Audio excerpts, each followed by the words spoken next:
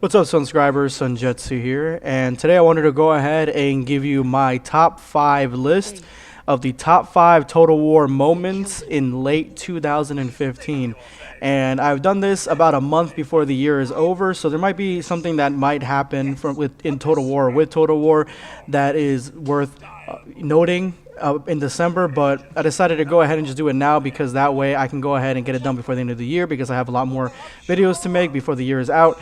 And that way it kind of falls within like 6-month periods, as the last video fell in like July, I think it was, or something like that, when I did the early version of this 2015 video, things that happened that are memorable in Total War. So basically, like I said, this video is basically to show you guys what the memorable things are that are happened in Total War this last 6 months. And I'm going to go ahead and rank them from 5 to 1, 5 being the least memorable to 1 being the most memorable, and just kind of like tracking it down, making an archive of the things that are happening in Total War and Total War news and all that stuff. So without further ado, let's go ahead and jump right in. Number 5, the Total War Arena ESL event in Burbank, LA. Now, this event I just got back from actually yesterday, and I went ahead and met all the different YouTubers that they had there, like Lionheart, Alex the Rambler, Prince of Macedon, Indie Prod, which is the first time I met him. He was pretty cool. And a bunch of other ones, you know, people from YouTube, people from Twitch, and we were 10v10, kind of an all-out battle, team battles, where we faced off against the players from America versus the ones from Europe. Mainly the UK, so it's Team America versus Team Warcast. And this is very similar to the ESL event that happened in Burbank, actually almost identical to the event, except for this one being a little bit more themed with the nationalities of the players. But I put that event in my last top 5 video for the most memorable Total War moments in early 2015, and I feel like this one deserved its own spot in this video, because it is one of the biggest events that happened in the last 6 months for Total War, and that's also including the having all the other YouTubers kind of meet all at once and having the team team vibe, everything like that. I was happy to say that my team actually won, which I was on Team America, and the game itself is a lot of fun.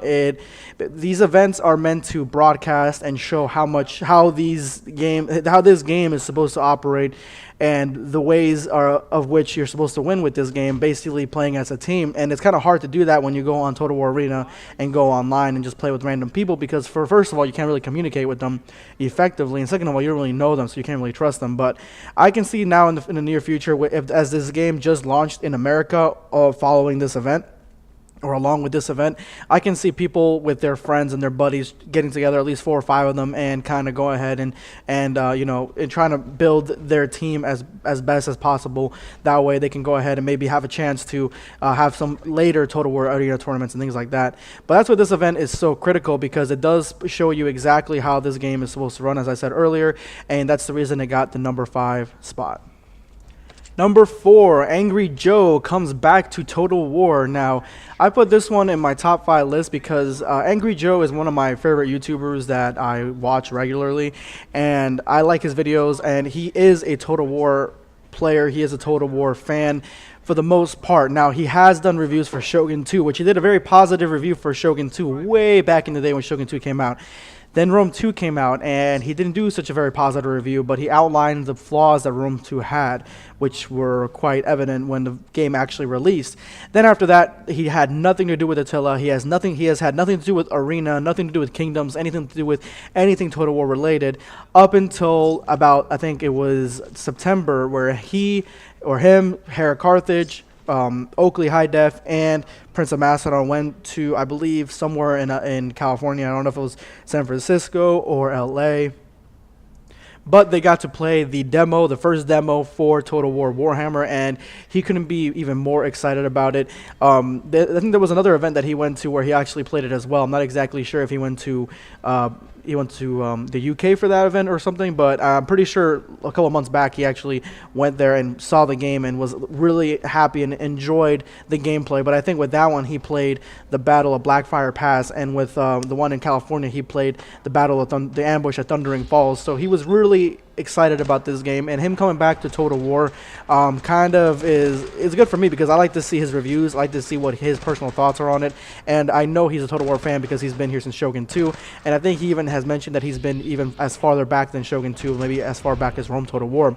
Now, he also he's been very critical about the Chaos Warriors DLC pre-order thing, and he actually made a video that is the #1 video that pops up when you put in Total War Warhammer. It's the one right on the top. It says epic fail or some shit like that. So he is very critical on the game, and on the business practices surrounding the game, but he has also been very positive about the gameplay itself. And you know, we can expect a review of Warhammer, and I mean, it could go either way. He could either really love it or really hate it, or, you know, but he's definitely going to talk about the pre-order DLCs. He's definitely going to talk about the battles that he's going to be playing because he, as he said, he is a very big Warhammer fan, and I do like to see that he has come back to Total War in a positive and in a critical way. Number 3, I have to give it to Worthwhile DLC. Now, with this, I am talking specifically about Empires of the Sand DLC. And this DLC came out, I think, about September, and it had a pretty cool video with it. It came out, it was actually it was decently affordable. It came out way past the last DLC, which came out in June. So this one came out in September, I think, or October, and the last DLC that came out before was in June. So it wasn't like it was all like DLC after DLC after DLC, like the beginning of Attila and all of Rome 2 was. It was a DLC that was put out without anybody really knowing anything about it. Now, I did get a first-hand look at the DLC a couple weeks prior to the DLC coming out, and I immediately enjoyed it. I loved playing as Axum. I loved playing as Hamyar, and the other factions that came along. It also came with free LC, which is a free faction for anybody who didn't buy the DLC, which is also very good. Very good business practice from Creative Assembly, showing that they can actually give us some free stuff, as they had mentioned that they're going to give us free LC with the Warhammer and stuff like that. But with this DLC, it came with new features, new gameplay, new factions, a Horde faction in the desert, basically pumping up the Middle East for Attila, which was very much lacking because the only real faction out there that you can really play is, I think, Parthian Assassinates, I believe. So they pumped up that area where they give you more access to different factions, things like that. They gave quest lines for the factions. I mean, it was just filled with so much features as opposed to the earlier DLCs for Attila that it was actually my favorite DLC that has come out so far for Attila. And I mean, not for every Total War game, but obviously, but just for Attila itself, it's been my favorite that has come out. It's been my favorite in the past 6 months that has come out. I think that's the only one that's come out, actually. And there is a rumor that in December we might be, or maybe in January, we might be getting a Charlemagne DLC for Attila, which is going to be one of my favorite time periods, and one time period that I really wanted to see.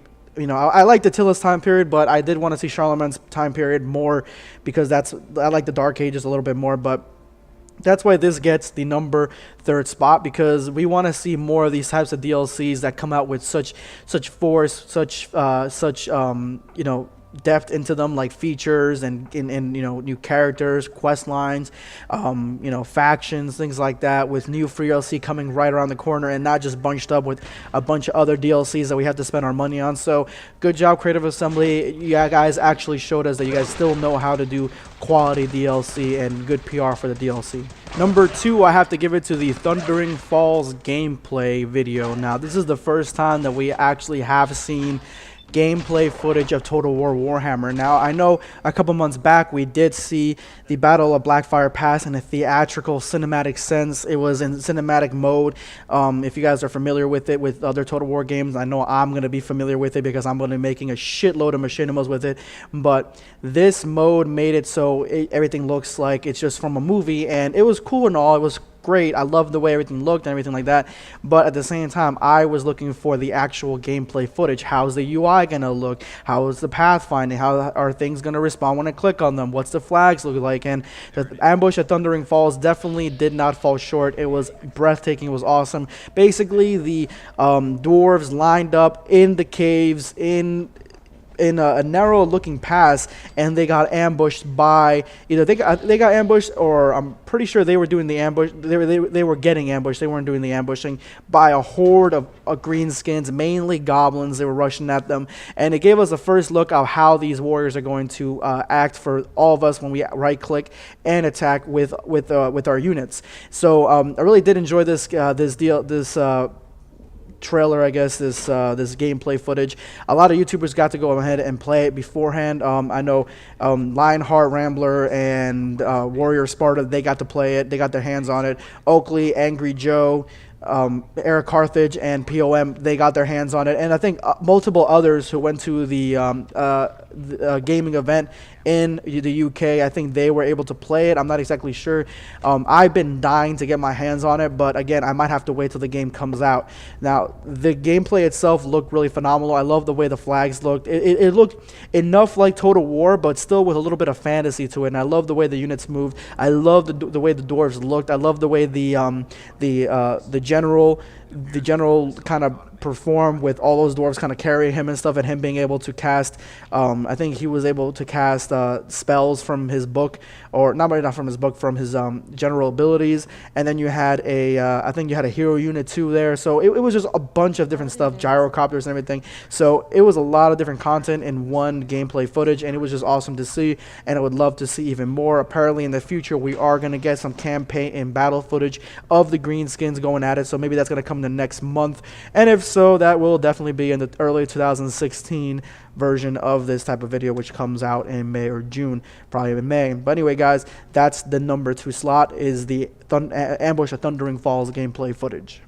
With so much criticism, with so much scandal, you guys knew I had to put this at number 1 for the number 1 moment in Total War in late 2015, and that is the Chaos Warriors DLC pre-order.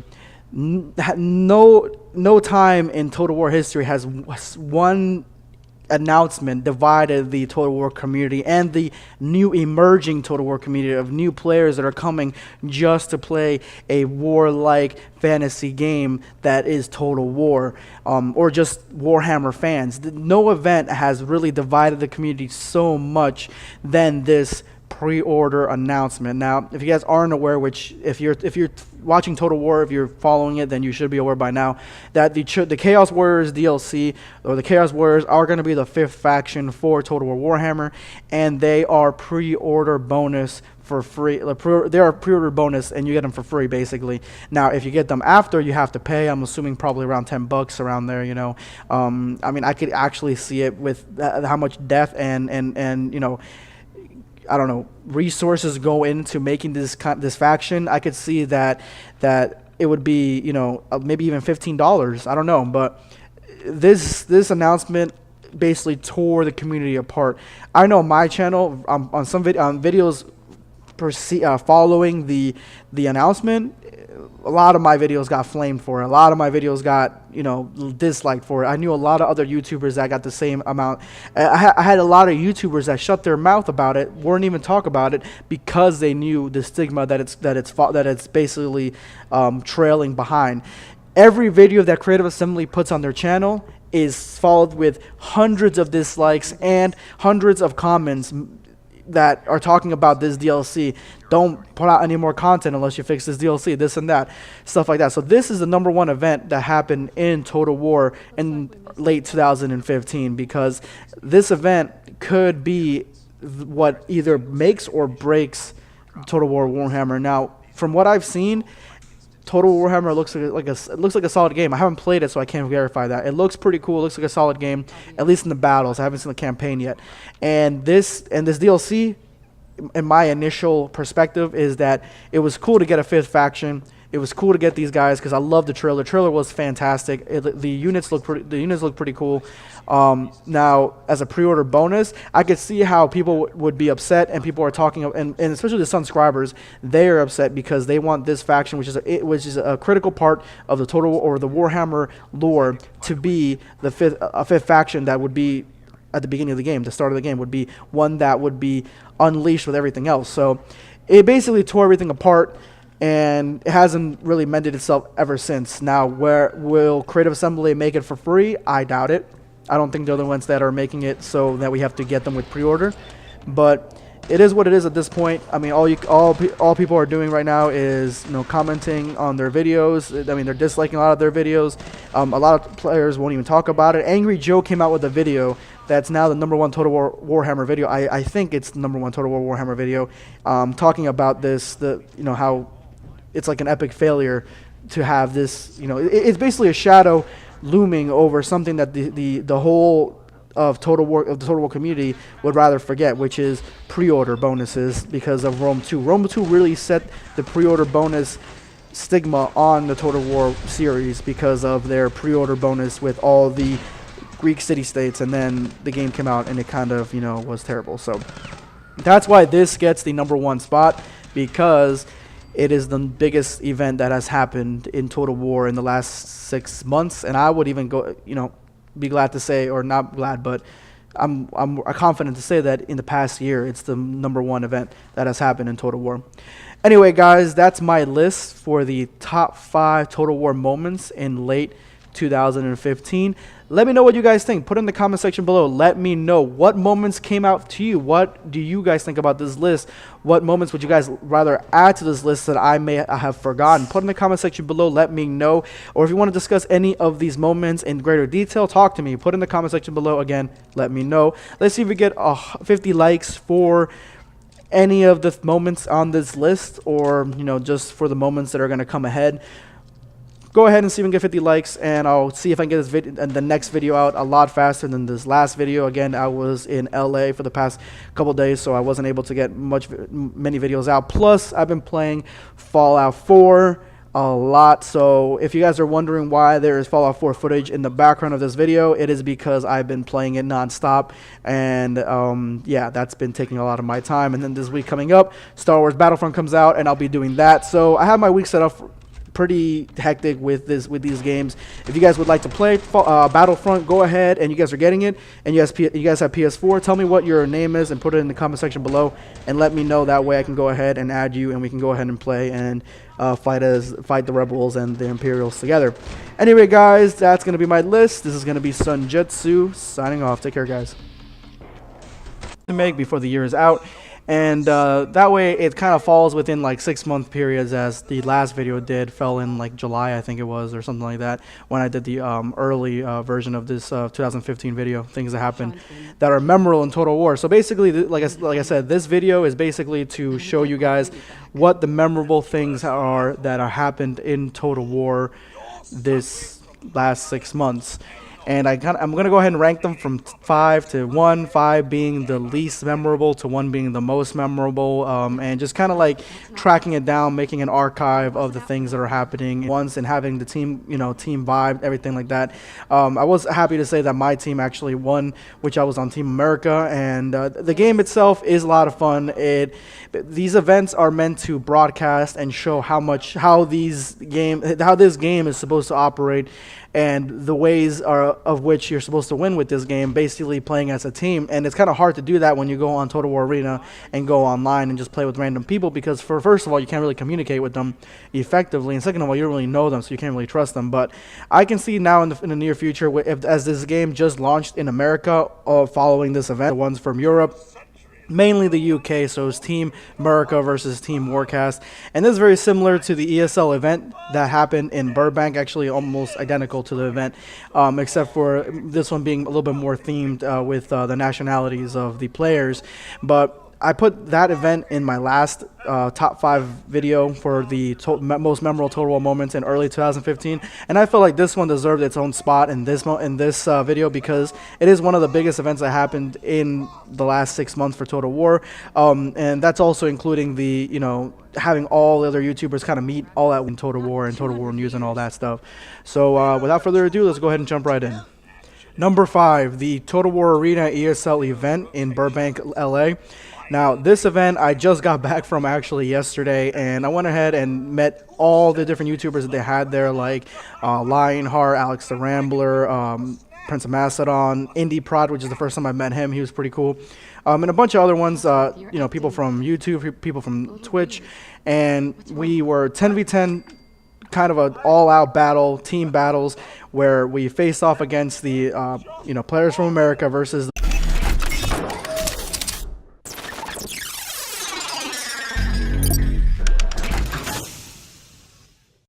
What's up, subscribers? Sunjetsu here, and today I wanted to go ahead and give you my top 5 list of the top 5 Total War moments in late 2015. And I've done this about a month before the year is over, so there might be something that might happen in Total War that is worth noting in December, but I decided to go ahead and just do it now because that way I can go ahead and get it done before the end of the year, because I have a lot more videos